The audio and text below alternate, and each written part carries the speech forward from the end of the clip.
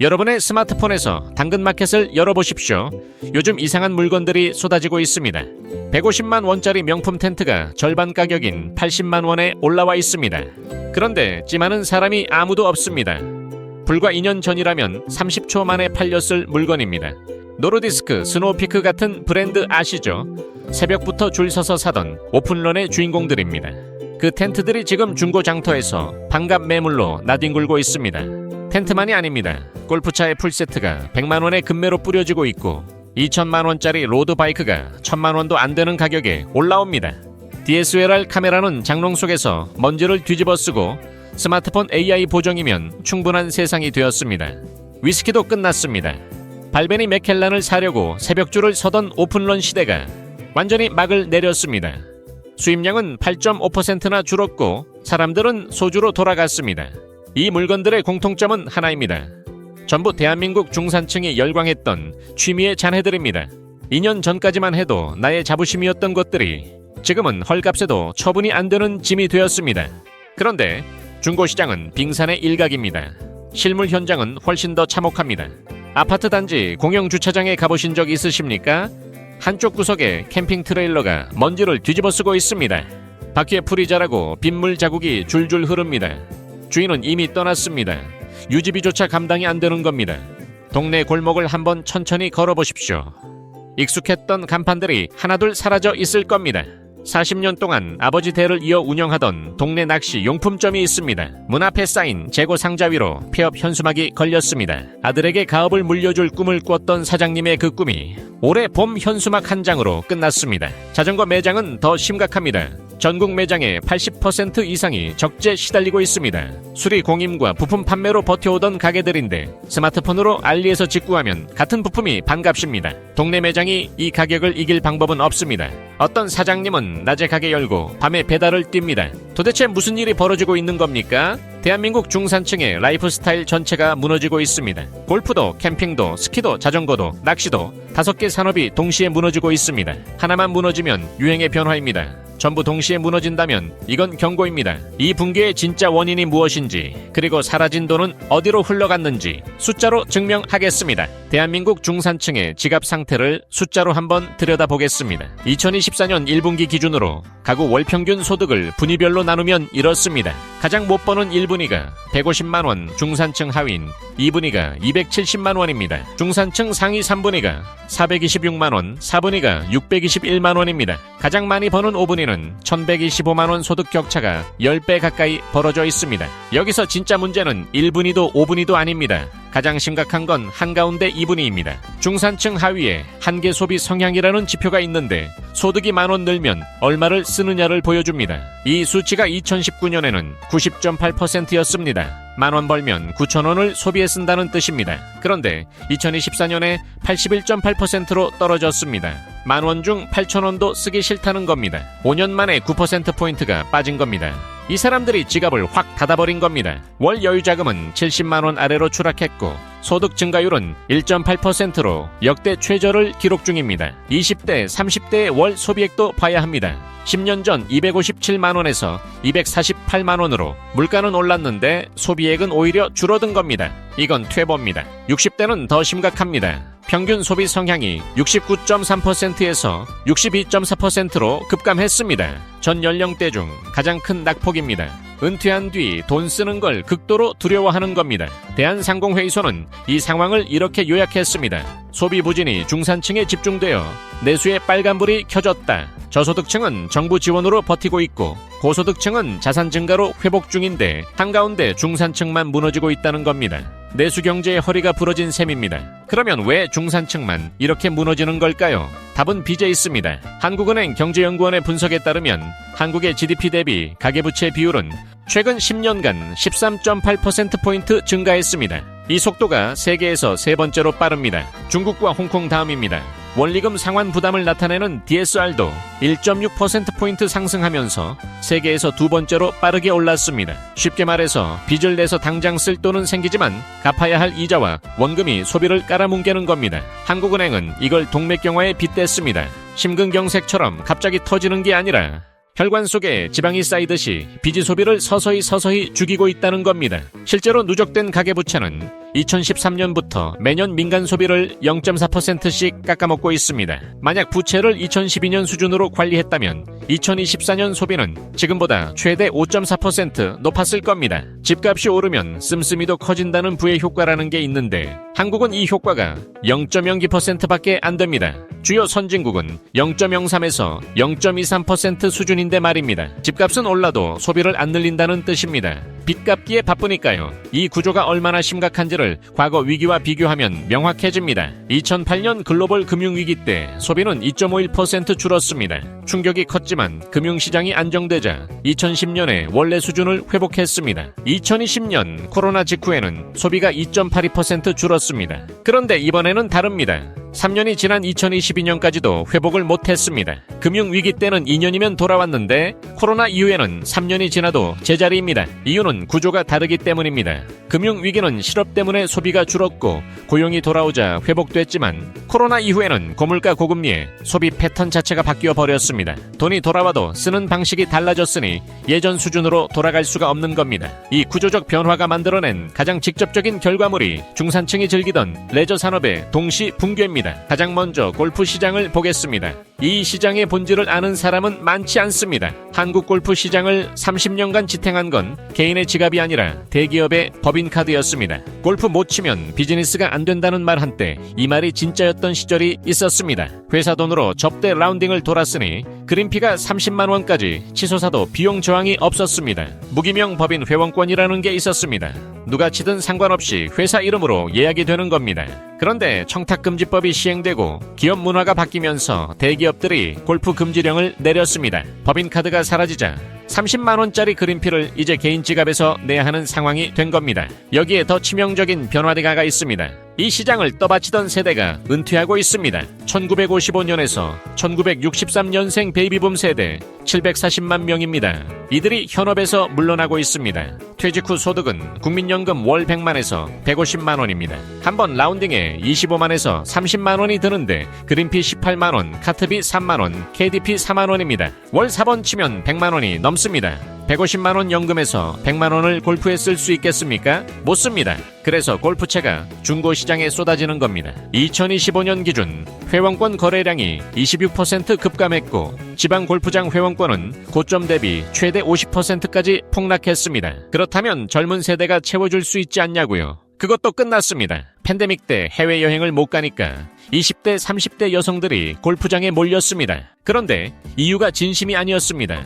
예쁜 골프웨어 입고 사진 찍어서 올리는 게 목적이었습니다. 진심 없는 과시 목적의 취미는 오래 못 갑니다. 비용에 지치자 테니스로 갔고 테니스도 비싸니까 러닝으로 갔습니다. 그런데 무너진 건 골프만이 아닙니다. 캠핑은 더 잔인하게 무너졌습니다. 캠핑 산업은 2019년 3조 7천억 원에서 2023년 5조 7천억 원으로 급성장했습니다. 전국의 야영장이 3,700개를 넘어섰고 캠핑장 매출만 1조 5천억 원을 기록했습니다. 그런데 이 시장이 왜 무너졌는지를 보면 분노가 치밀어 오릅니다. 캠핑장 업주들이 소비자를 호구 취급했기 때문입니다.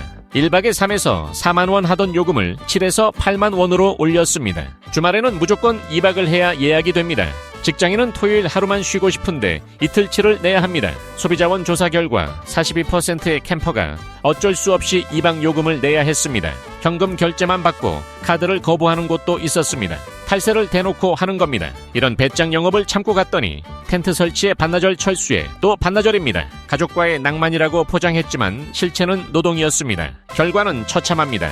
2025년 기준 폐업률이 13% 늘었고 신규 개업은 20% 줄었습니다. 1인당 연간 캠핑 지출도 150만원에서 100만원으로 급감했습니다. 이 몰락의 상징이 되는 브랜드가 있습니다.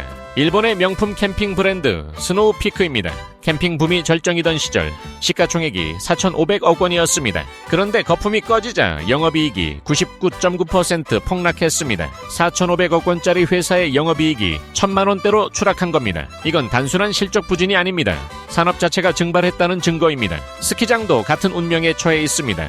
그런데 이쪽은 원인이 좀 다릅니다. 업주의 탐욕이 아니라 자연이 배신했습니다. 국립기상과학원 조사에 따르면 지난 100년간 한국의 겨울이 18일이나 짧아졌습니다. 강원도 산간 지역조차 천연 10년 눈만으로는 슬로프를 채울 수 없게 되었습니다. 그래서 인공 제설기를 불가동해야 하는데 이 기계가 먹어치우는 전기량이 어마어마합니다. 그런데 산업용 전기 요금이 최근 2년 새 약 40%나 폭등했습니다. 대형 스키장 한 곳에 한 시즌 전기 요금만 100억 원을 상회합니다. 눈은 안 오고 전기료는 치솟으니 장사를 하면 할수록 적자가 쌓이는 구조입니다. 인력난도 심각합니다. 영하 10도의 혹한 속에서 최저시급을 받아야 합니다. 이 조건에서 일하겠다는 청년이 없으니 숙련된 전문 인력 대신 미숙련 알바가 투입됩니다. 리프트 관리와 슬로프 정비에 미숙련 인력이 들어가니 서비스 품질이 곤두박질 칩니다. 그러면 소비자는 계산을 하기 시작합니다. 3인 가족 3박 4일에 170만 원을 쓸 바에 비슷한 돈이면 천연 파우더 눈이 쏟아지는 일본 호스카이도로 가겠다는 겁니다. 결국 전국 18곳 스키장 중 3곳이 폐업했고 2에서 3곳이 추가 폐업을 고려하고 있습니다. 자전거 시장도 같은 함정에 빠졌습니다. 과도한 프리미엄 전략이 부메랑이 되었습니다. 로드바이크 한 대가 1,000만 원에서 2,000만 원까지 올라갔습니다. 중고차 가격입니다. 여기에 전용 의류와 헬멧 슈즈까지 맞추면 초기 진입 비용만 수백만 원이 넘습니다. 국내 1위권 업체 알토는 최근 매출이 29% 급감하며 42억 원 손실을 냈습니다. 글로벌 프리미엄 브랜드 스캇은 2,100만 원대 제품을 1,700만 원에 팔고 있습니다. 최대 40%까지 할인해도 안 팔린다는 뜻입니다. 눈물의 재고 처분입니다. 동네 자전거 매장은 알리익스프레스에 밀려서 같은 부품이 반값에 직구로 배달되니 이길 수가 없습니다. 전국 매장의 80% 이상이 적재에 시달리고 있고 그러니 사장님들이 투잡을 뛰는 겁니다. 낚시는 또 다른 이유로 죽어가고 있습니다. 이쪽은 세대 교체가 완전히 끊겼습니다. 전체 낚시 인구 720만 명 중에서 50대 이상이 70%를 차지합니다. 20대가 3%, 30대가 8%입니다. 왜 젊은 세대가 안 오느냐? 이유가 두 가지입니다. 첫째는 시간입니다. 낚시터에서 입질을 기다리려면 5시간은 앉아야 합니다. 15초짜리 숏폼으로 도파민을 충전하는 세대에게 5시간 기다림은 고역 그 자체입니다. 둘째는 의식의 변화입니다.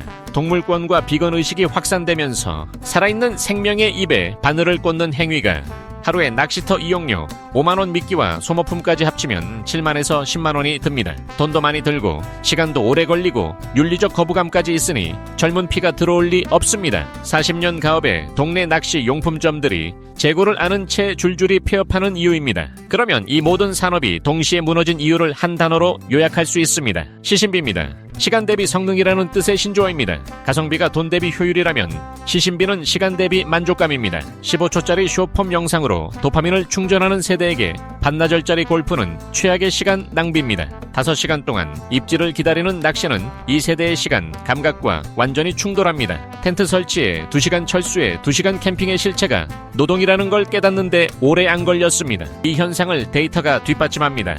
지난 10년간 소비 지출 비중의 변화를 보면 복원이 2.6%포인트 늘었고 오락과 문화가 2.4%포인트 늘었습니다. 특히 30대 이하를 보면 패턴이 선명합니다. 식료품비는 3.9%포인트 줄었는데 외식과 숙박은 3.1%포인트, 오락과 문화도 3.1%포인트 급증했습니다. 집에서 밥을 해먹는 대신 나가서 먹고 경험에 돈을 쓰겠다는 겁니다. 장비를 소유하는 게 아니라 경험을 사겠다는 완전한 전환입니다. 실제로 취미의 이동 경로를 추적해보면 이 흐름이 또렷하게 보입니다. 팬데믹 때 골프에 몰렸던 2030대 여성들이 비용에 지치자 테니스로 갔습니다. 테니스도 코트 대여료에 레슨비까지 만만치 않으니 다시 러닝으로 옮겨갔습니다. 러닝은 운동화 한 켤레 에어팟 하나면 끝입니다. 추가 비용이 거의 제로입니다. 한강변을 30분만 달려도 성취감이 찹니다. 시신비 기준으로 보면 압도적인 1등입니다. 이건 개인 취향의 변화가 아닙니다. 자본의 흐름이 바뀐 겁니다. 그런데 여기서 한 가지 짚고 넘어갈 게 있습니다. 이 산업들이 무너진 건 소비자 탓만이 아닙니다. 공급자들이 자충수를 뒀습니다. 한마디로 배짱 장사를 했습니다. 코로나 때 수요가 폭발하니까 업주들이 이걸 호구 장사의 기회로 삼았습니다. 캠핑장은 요금을 2배로 올리고 입학을 강요하고 현금 결제를 강요했습니다. 골프장은 법인카드를 등에 업고 카트비와 캐디피를 쉴 새 없이 올렸습니다. 자전거 업계는 한 대에 1,000만원, 2,000만원짜리 프리미엄 전략으로 진입장벽을 극한까지 높였습니다. 수요가 폭발할 때는 이게 통했습니다.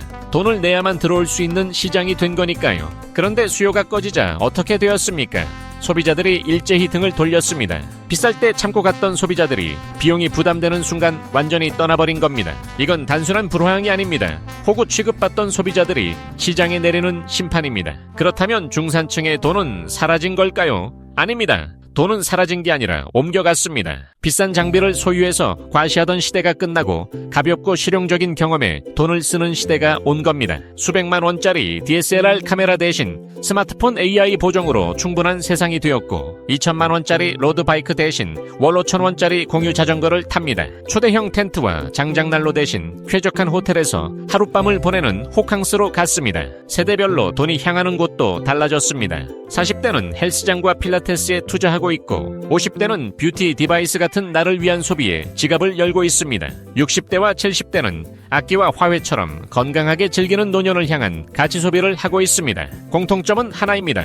무겁고 비싼 소유 대신 가볍고 밀도 높은 경험을 택한 겁니다. 그런데 여기서 한 가지 질문을 던져야 합니다. 왜 한국의 중산층은 이토록 쉽게 무너지는 걸까요? 한국에서 중산층이란 무엇입니까? 연봉이 얼마 이상이고 자산이 얼마 이상이고 어느 동네에 살고 어떤 차를 타는지 숫자로 증명해야 하는 신분입니다. 남에게 인정받기 위해 빚을 내서라도 골프를 치고 명품 텐트를 사고 로드바이크를 탔습니다. 그런데 호주에서 중산층은 전혀 다릅니다.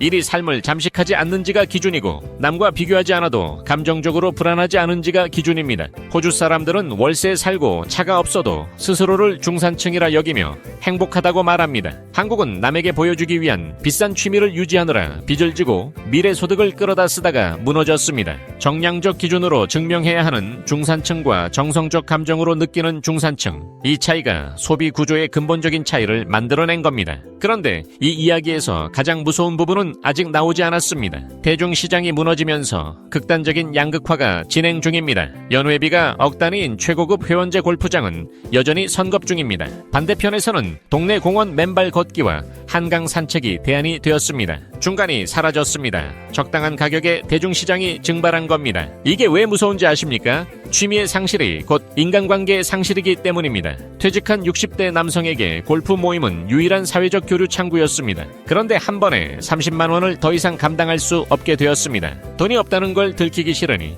바쁘다는 핑계를 대고 모임에서 빠집니다. 한 번 빠지고 두 번 빠지고 결국 연락이 끊깁니다. 집에 혼자 앉아서 텔레비전만 보는 날이 늘어나기 시작합니다. 취미를 잃은 게 아니라 사람을 잃은 겁니다. 이것이 대한민국 중산층 붕괴의 가장 깊은 곳에 숨어있는 진짜 위기입니다. 그래서 묻겠습니다. 여러분은 지금 어떤 기준으로 살고 있습니까? 남의 시선에 맞춘 정량적 기준입니까? 나의 만족에 맞춘 정성적 기준입니까? 비싼 취미를 버리라는 말이 아닙니다. 나의 기준을 세우라는 말입니다. 감가상각이 심한 고가, 장비는 미련 없이 정리하시고 그 돈을 나를 위한 경험에 쓰십시오. 정부도 움직여야 합니다. 중산층의 가계부채 부담을 줄이고 가처분 소득을 늘리는 구조적 해법 없이는 내수 경제의 허리는 다시 서지 못합니다. 한국은행도 대한상공회의소도 중산층의 현금 흐름 개선이 시급하다고 말하고 있습니다. 중산층이 쓸 수 있어야 경제가 돕니다. 이건 특정 계층만의 문제가 아닙니다. 이 영상이 도움이 되셨다면 구독과 좋아요를 눌러주십시오.